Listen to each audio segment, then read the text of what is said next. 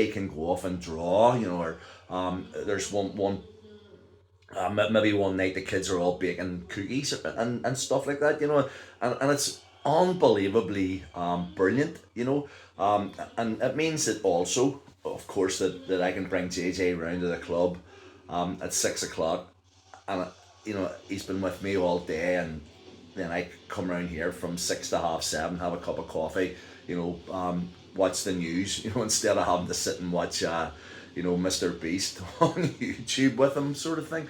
Go around and collect him. He's refreshed. He's had a great time with, and all the kids, are all, hey John, all right John, and there's just a really good community feel to the whole thing, um, and it makes you feel better about life in general, So I just wanted, because I usually give a little shout out, every night to someone, but tonight's shout out is to Danielle and everyone involved in the Lagan Village Community Centre.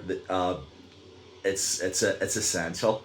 It's not too. It's walking distance from where I live, and it's a godsend. So thank you, Danielle, for putting this on, and it's making the kids in the area happier, because things don't shut down for them during the winter. So moving on. That was a very long shout out, but Danielle deserves that. Um, in fact, I was thinking about Spain and the wine and whatever when I picked JJ up from the club earlier on. I called into my local Russells, and the people that serve in the Russells, that they see me like more or less every day getting something or other, usually wine. um, but for some reason or other, whatever I bought tonight, the girl turned around and says, that'll be 1963. You're paying by card, and I went, did you say 1963? I said, that's my birth year, and she went, no way, I went, yeah, it is, I had to take my license out to show her, my date of birth, sort of thing. And she went, what have you been doing, sort of thing. Now, that's not the point that I'm making. Whenever I was over in Spain, living with JJ, spent his first 4 years in Spain. We lived there, but just after he was born, until he was about 4, and then ready to go to school here. But so obviously every night, having a wee glass of wine, and they have this lovely sausage. So it's chorizo. It's absolutely beautiful. Um, and the Belfast boy being in Spain, I'm enjoying the red wine, I'm enjoying the chorizo, and and I always remember Bea turning around to me and saying, you're drinking too much of that wine, and you're eating too much of that chorizo.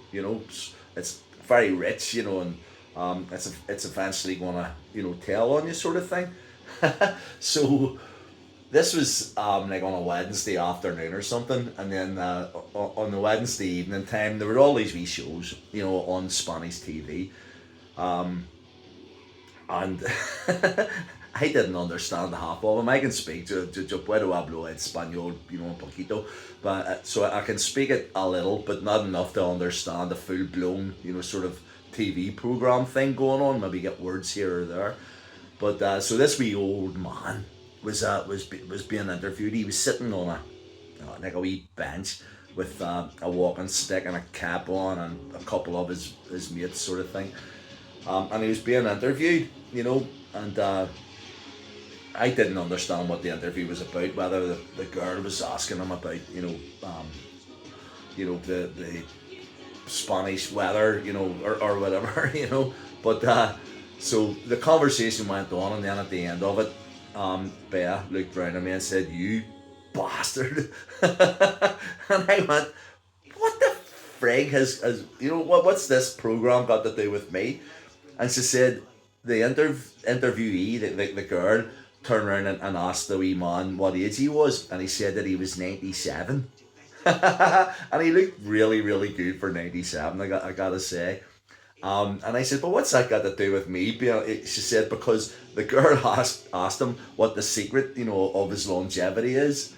And the wee man turned around and said, "I drink lots of red wine and I eat lots of chorizo every day, you know." And I went, "Opposite, 100%. There we go. There's the endorsement right there."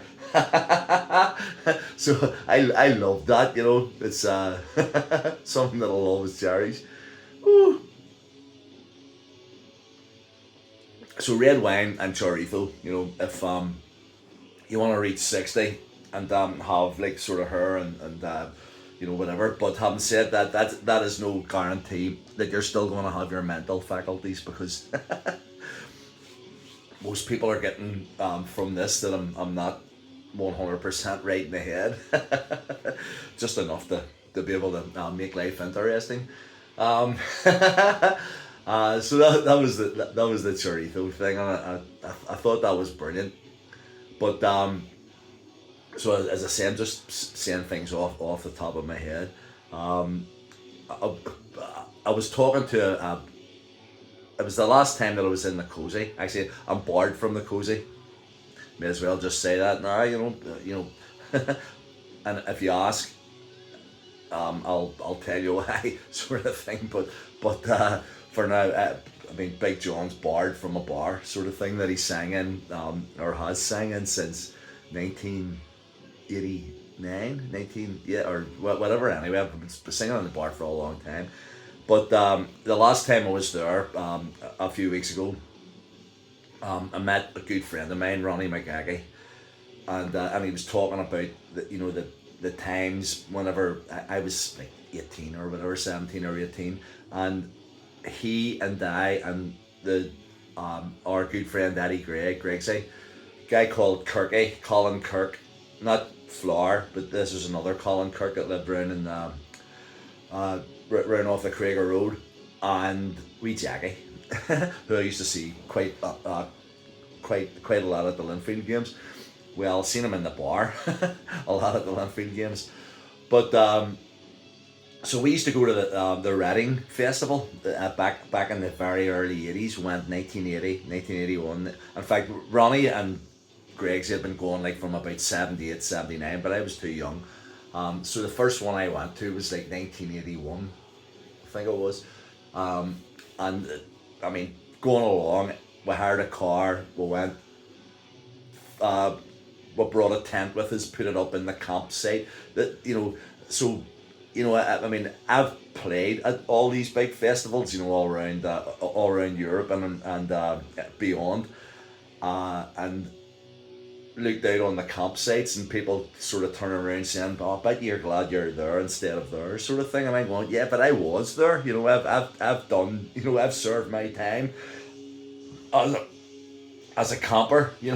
Growing up and going to the festivals, to experience it all, to appreciate what these people bring to the party. If it wasn't for them, then these events wouldn't be so special. But the Reading Festival was special, back in the day. So I mean, Def Leppard were like second on the Friday afternoon on at 3 o'clock. All these bands that were like are huge now, that were like just little bands back then. But this, I'm not going to talk about music, other than the fact that I was at the festival.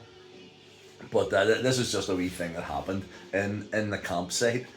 That's just typical of things that would have happened to me, over the over the years.